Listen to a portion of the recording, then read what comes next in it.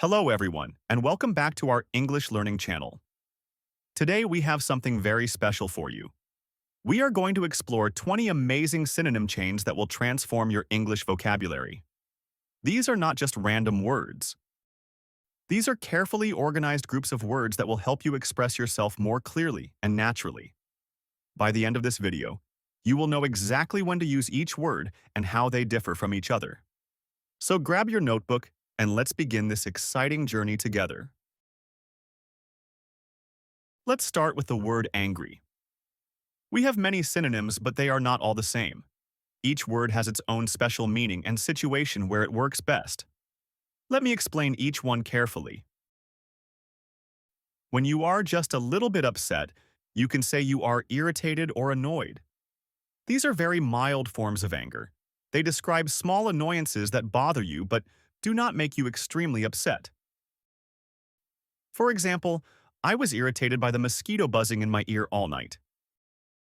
You can see that this is not serious anger, just a small annoyance. If you want to sound polite and a bit old-fashioned, you can say cross. This word is especially common in British English and sounds gentle even when describing anger. For example, she was cross with the children for shouting in the library. Notice how this sounds much more polite than saying she was angry. For casual, everyday conversation, the word mad works perfectly.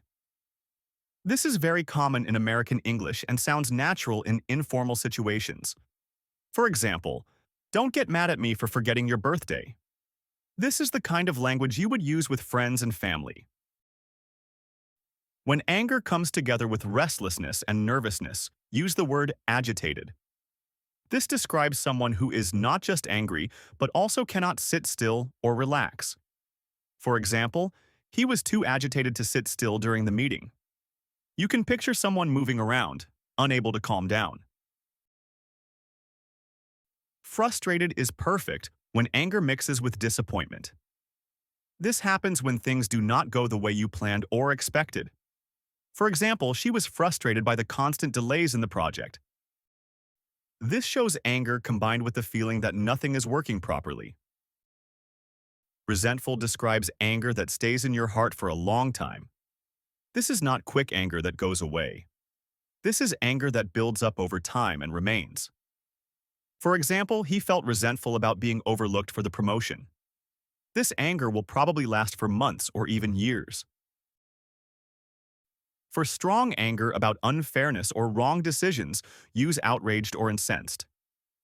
These words show that you are very angry because something is not right or fair. For example, people were outraged by the government's decision to increase taxes. This is serious anger about important matters. For extreme levels of anger, we have furious, livid, and enraged. These are some of the strongest words for anger in English. For example, she was livid when she found out the truth about what happened. When someone is livid, their face might turn red and they might shout or act very strongly.